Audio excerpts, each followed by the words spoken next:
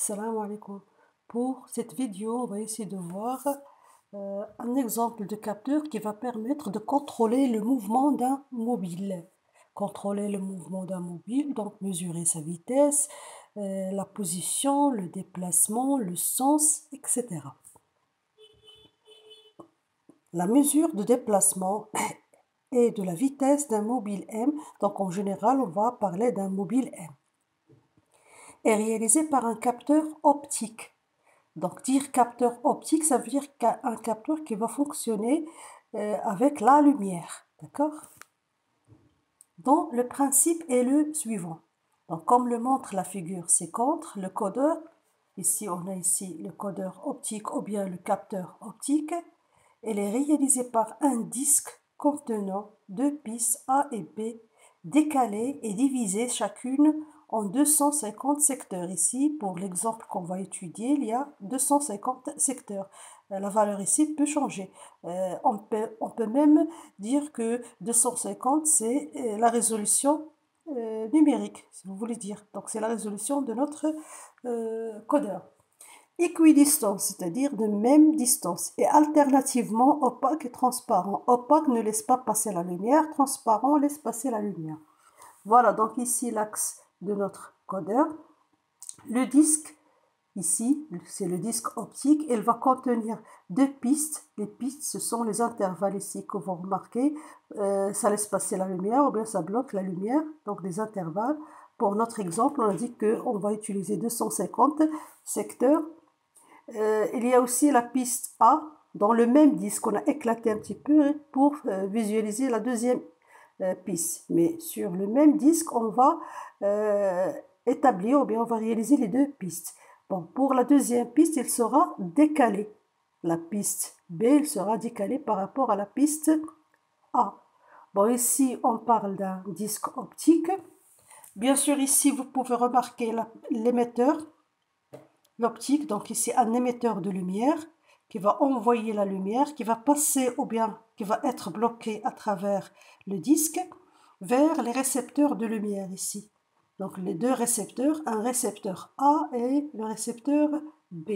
Et bien sûr l'information électrique logique qu'on va obtenir ici, elle sera envoyée vers la partie électronique ou bien vers la partie traité. Ici, c'est la partie mécanique. Il sera solidaire au mobile. L'axe ici, solidaire au mobile qui se déplace.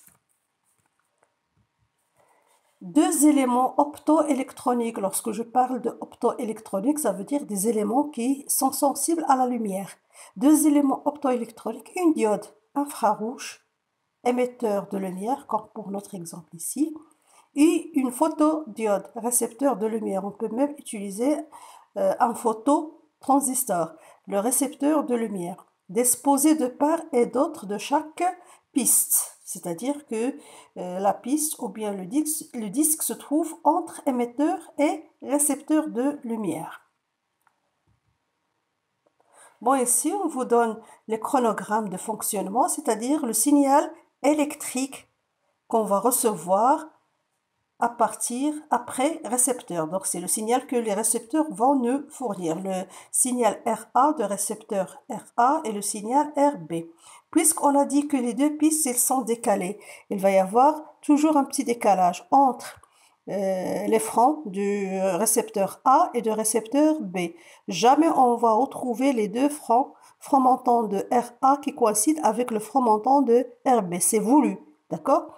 Lors de la réalisation, on a réalisé le petit décalage entre les deux pistes, la piste A et la piste B, pour pouvoir obtenir ces informations.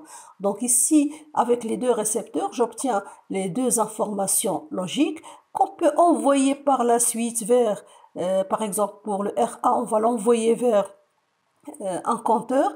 Le compteur, lui, qu'est-ce qu'il va compter? Il va compter le nombre d'impulsions. 1, 2, 3, 4, etc. Tant que le mobile est en train de se déplacer, on va recevoir des impulsions. Bon, finalement, le résultat qu'on va trouver sur le compteur va représenter le nombre numérique de l'équivalent de notre information, de notre grandeur, vitesse, position, déplacement, etc. Donc ici, Lorsque la lumière passe entre l'émetteur et le récepteur, on va recevoir le 1 logique. Lorsqu'il n'y a pas de lumière, c'est le 0 logique. C'est le principe qu'on utilise pour les capteurs optiques. Même principe pour le récepteur RB, sauf qu'il va y avoir le petit décalage toujours. Bon, on va essayer de représenter quelques zones. La A, le B, C, D, E, F, G. On va vous demander de compléter un tableau qui représente les états logiques de RA et de RB pour ces zones. Donc, vous pouvez remarquer ici pour le petit A, 0, 0. Pour le petit b, RA égale à 1, ici c'est le 0, ici A et A, 0, 1, 0, 0, et un autre cycle recommence.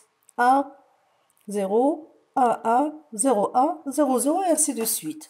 Voilà, donc le petit décalage ici, il est égal à t sur 4. T sur 4, avec t c'est la période.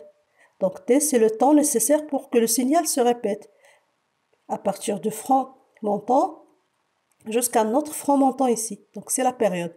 Le signal ici, il est périodique. Bon, le petit décalage, t sur 4, va me permettre, ou bien va nous permettre de décaler les deux francs, le franc montant de RA et le franc montant de RB. On vous demande de donner les états des signaux, c'est ce qu'on a déjà vu, de RA et RB respectivement associés au récepteur A et au récepteur B pour les zones A, B, C, D, E, F, G, en complétant le tableau. Donc, on a déjà vu que c'était pour le A égale à 0, même chose pour le récepteur B, pour la zone A. Pour la zone B, c'est 1, 0. Après, c'est le 1, A, 0, A, 0, 0, 1, 0, 1, 1. Vous pouvez toujours revoir les chronogrammes pour vérifier ce petit tableau. Donc, en utilisant les chronogrammes, je complète le tableau. Le mobile, maintenant, M a deux sens de déplacement. Soit vers le haut, c'est le franc montant. Faites attention, le franc montant de RA coïncide avec le 1 logique de RB. Vers le bas, c'est le franc montant de RA coïncide avec le 0 logique de RB. Bien sûr, pour l'homme, elle peut voir le sens de déplacement vers le haut, vers le bas, à droite, à gauche. Mais pour la partie traitée, c'est-à-dire pour un automate programmable, pour un microcontrôleur, pour un ordinateur par exemple, ou bien une carte électronique, il faut convertir le sens vers un signal électrique. Et comme ça, la machine ou bien la partie traitée peut savoir est-ce que le mobile se déplace vers la droite ou bien vers la gauche, vers le haut, vers le bas. Dans notre cas, le mobile se déplace soit en haut, soit vers le bas. Comment on a réalisé ça? Par le petit décalage qu'on a établi entre la piste A et la piste B. Donc le petit décalage, qu'est-ce qu'il nous donne? Dans un sens, le RA, c'est-à-dire le franc montant de signal RA, le franc montant de signal électrique, va coïncider avec le 1 logique de RB. Et dans l'autre sens, c'est-à-dire dans le sens vers le bas, le franc montant de A va coïncider avec le 0 logique. On vous demande maintenant de donner, d'après les chronogrammes, déduire le sens de déplacement de ce mobile. Donc, on va essayer de revoir rapidement les chronogrammes. C'est ce qu'il faut faire. Donc, ici, je prends le franc montant de A. Ça coïncide avec quel niveau logique? Ça coïncide ici avec le 0 logique. D'accord? C'est-à-dire, c'est le sens vers le bas. Si on change le sens, le franc montant va coïncider avec le 1 logique. Donc, d'après les chronogrammes, on peut répondre directement que le sens de déplacement de ce mobile est vers le bas. Question suivante. Quel est l'intérêt d'avoir un décalage de t sur 4 entre les deux pistes A et B? Calculez ce décalage en degrés. Donc, quel est l'intérêt? Bien sûr, on a vu que le petit décalage va donner toujours le décalage entre les francs, le franc montant de RA et le franc montant de RB. Ça va nous permettre, bien sûr, de calculer ou bien de détecter le sens de déplacement, tout simplement. Donc, l'intérêt d'avoir un décalage de t sur 4 est de détecter le sens de déplacement de mobile M. Le petit calcul. Donc, pour le petit calcul, c'est-à-dire traduire le t sur 4 en degrés, c'est très simple. Pour une période c'est l'équivalent de 2pi. T sur 4, c'est le petit x qu'on cherche en degrés. Donc, règle de 3, je peux déduire à quoi est égal le x, décalage en degrés, sera égal à t sur 4 multiplié par 2pi divisé sur t. Après simplification, je simplifie par t, je simplifie par le 2 et on obtient le résultat égal à pi sur 2, c'est-à-dire 90 degrés. Donc, le décalage entre la piste A et la piste B, ça va être réalisé par, ou bien ça va être égal à 90 degrés. Combien d'impulsions on va recevoir sur le récepteur RA pendant un tour? Et c'est pareil aussi pour le récepteur RB. Pendant un tour de disque, justifiez votre réponse. Qu'est-ce qu'on a dit? On a combien de secteurs? 250 secteurs. Donc, pour chaque secteur, il va y avoir la partie opaque qui bloque la lumière et la partie transparente qui va laisser la lumière. Donc, chaque partie transparente va donner une impulsion. Donc, combien d'impulsions on va recevoir? Ça va être tout simplement, c'est le nombre de périodes, c'est le nombre de trous, si vous voulez dire. Donc, ça va être égal à 250 impulsions. La justification, le pourquoi, puisque la piste A est divisée en 250 secteurs. De quel type de capteur s'agit-il? Cochez la bonne réponse.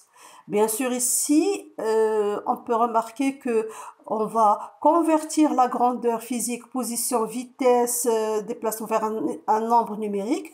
Donc, automatiquement, ça va être un capteur numérique. Déjà, le nom codeur, ça veut dire quoi codeur?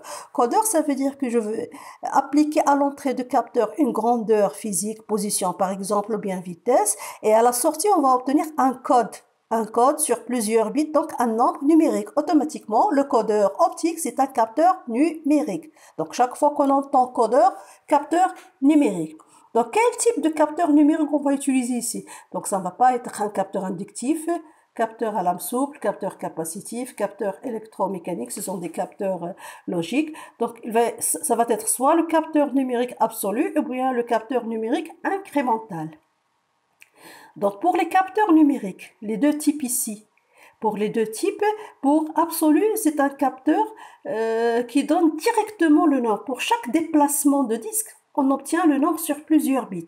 Et bien sûr, il est réalisé par plusieurs récepteurs. Dire plusieurs récepteurs, ça veut dire plusieurs pistes. C'est par exemple, j'ai le nombre qu'on veut obtenir à la sortie doit être sur 8 bits. Il faut utiliser 8 émetteurs de lumière ou bien un émetteur de lumière et 8 récepteurs. Donc, obligé d'utiliser 8 récepteurs. Pour chaque récepteur, on va prélever un fil. Donc, ça va donner l'information sur 8 bits. D'accord?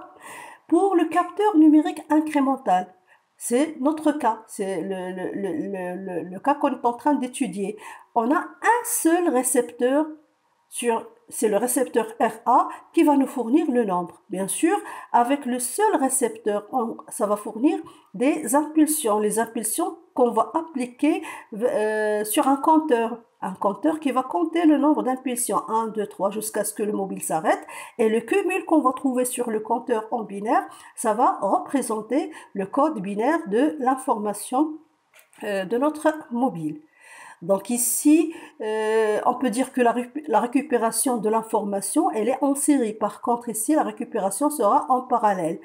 Bien sûr, pour le capteur numérique incrémental, elle utilise moins de matériel, d'accord?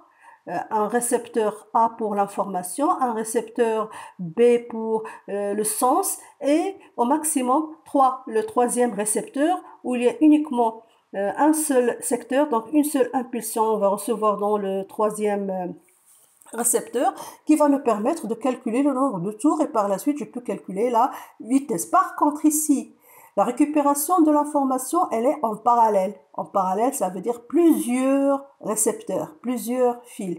Elle est plus rapide mais elle utilise beaucoup de matériel. Donc, c'est la différence entre les deux capteurs. Récupération en parallèle, récupération en série. Ça utilise moins de matériel. Par contre, pour le absolu, ça utilise beaucoup de matériel. Donc, automatiquement ici, dans notre cas, ça va être le capteur numérique incrémental. Calculer la résolution angulaire petit r en degrés par point, en degrés par point, ou bien en degrés par impulsion, ou bien par période de ce capteur. Donc déjà, petit r, Le contour de disque, c'est 360. Je divise par la résolution, bien par le nombre de secteurs, 250, et j'obtiens la valeur 1,44 degrés par point. Donc, 360, c'est 2π. C'est le contour de disque. Si on a une règle, il suffit de prendre la longueur de la règle et je calcule et on va trouver la résolution en millimètres ou bien en mètres par point. Calculer le déplacement minimal des mines de mobile détectées par ce capteur, c'est-à-dire la plus petite variation ou bien le plus petit déplacement de ce capteur de mobile qui sera détecté par notre capteur, sachant que le pas égale à 5 mm. Le pas, c'est quoi? Donc le pas, on peut parler de pas de codeur, non, c'est la résolution, mais on parle ici du pas du mobile. Le pas est le déplacement de mobile M correspondant à un tour de codeur. Voilà, donc quelles sont les informations qu'on vous a fournies ici? On vous a fourni pendant un tour de codeur, le mobile se déplace de 5 mm, c'est-à-dire le pas. Qu'est-ce qu'on vous demande?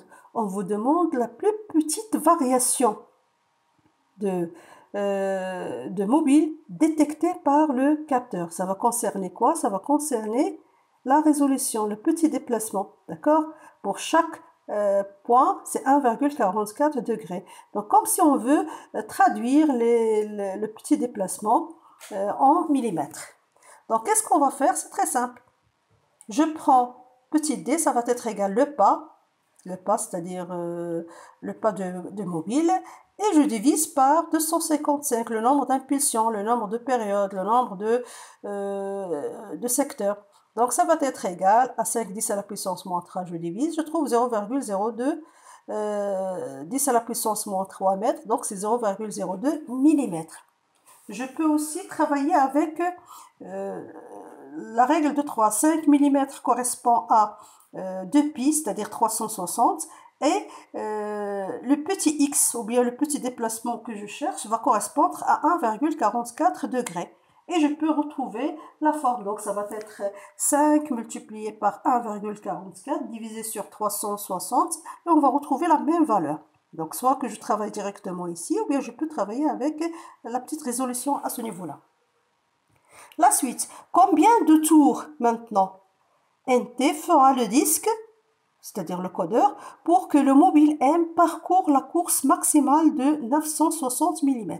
C'est-à-dire que le mobile, la distance maximale qu'il va parcourir, c'est égal à 960 mm. Donc, combien de tours le capteur, ou bien le codeur, ou bien le disque va effectuer pour que le mobile se déplace et arrive à sa valeur finale? Donc, c'est très simple. Qu'est-ce qu'on a déjà vu? Pour 5 mm, c'est-à-dire pour le pas, elle sera réalisée pendant un tour. Donc, il suffit que je divise le 960 par 5. Cours maximal sur le pas, ça va donner 192 tours. Voilà ici, avec le 192 tours, je peux conclure que le codeur optique qu'on va utiliser, ou bien le codeur incrémental qu'on va utiliser, ça va être un codeur à multi-tours, plusieurs tours. Quelle est la différence entre un codeur optique incrémental et un codeur optique absolu? Donc, pour la différence, il suffit de citer les avantages et les inconvénients de chaque codeur. Donc, déjà, pour le codeur optique incrémental, j'ai représenté ici la comparaison sous forme d'un tableau. Donc, c'est plus pratique. Le codeur optique incrémental, codeur optique absolu. Donc, pour le codeur optique incrémental, au maximum 3 pistes sur le disque. Piste A qui donne l'information numérique, piste B pour le décalage et piste Z pour compter le nombre de tours. Pour le codeur optique absolu, plusieurs pistes sur le disque, ça peut même arriver jusqu'à 20 pistes et plus. Pour chaque bit de nombre, on va utiliser une piste. Pour le codeur incrémental, elle utilise un compteur puisque l'information elle est récupérée en série. D'accord? Sur le même récepteur, sur le récepteur RA, l'information sera introduite vers un compteur et le compteur, il compte le nombre d'impulsions. le nombre des francs, d'accord? Et lorsque le mobile s'arrête, il va y avoir un petit cumul sur le compteur en binaire. Ça va être l'équivalent du nombre binaire de l'information. Pour le codeur optique absolu, qu'est-ce qu'on utilise? On utilise un transcodeur. Le transcodeur, c'est un composant qui va transformer un code vers un autre code. Bon, qu'est-ce qu'on préfère pour le codeur optique absolu? On préfère graduer ou bien utiliser le code binaire gray. Lorsqu'on est en train de graver le disque, de graver les pistes sur le disque, on utilise le code binaire gray ou bien le code binaire réfléchi ou bien le code binaire unité position. C'est-à-dire c'est le code qu'on utilise pour détecter la position. Pourquoi? Parce que pour le code binaire gray ou bien le code binaire réfléchi, lorsque je me déplace ou bien lorsqu'on part d'une combinaison vers la combinaison suivante, un seul bit qui change. C'est-à-dire que la lumière, soit qu'elle va être coupée ou bien elle va être rétablie entre pour un seul récepteur. Par contre, si on utilise le code binaire naturel, bien sûr, plusieurs bits peuvent changer d'un code d'une position à la position suivante. Ça veut dire que plusieurs récepteurs vont changer en même temps. En réel, donc impossible. Il va y avoir des perturbations. Donc toujours on préfère pour le codeur optique le graver en code binaire gray ou bien le code binaire réfléchi. Mais il y a un petit problème. La machine, la partie traitée ne comprend que le code binaire naturel ou bien le code binaire pur. Qu'est-ce qu'il faut faire? Il faut utiliser cette fois un transcodeur. Donc, on va graver le disque ou bien le codeur en code binaire réfléchi L'information qu'on va obtenir, on va l'introduire dans le transcodeur et le transcodeur va nous fournir l'information en binaire naturel qu'on va envoyer vers la partie traitée. Bon, pour le codeur optique incrémental, la récupération de l'information, on a dit qu'il est en série. On utilise un seul récepteur RA pour l'information. Utilise moins de matériel. Donc au maximum, le récepteur A, le récepteur B et le récepteur Z avec l'émetteur de lumière. Par contre ici, récupération de l'information, elle est absolue, en parallèle. Donc combien d'émetteurs et de récepteurs, donc ça va dépendre du nombre de pistes, le nombre de bits sur notre nombre. Donc si on utilise 10 bits, l'information sera écrite sur 10 bits, alors je dois utiliser 10 récepteurs, d'accord? 10 récepteurs, donc ici je peux dire que on va utiliser beaucoup de matériel. Mais l'avantage, c'est qu'elle est très, très rapide. Voilà, on a fait une petite conclusion, bien, une petite comparaison entre le codeur incrémental et le codeur optique. Bon, à bientôt.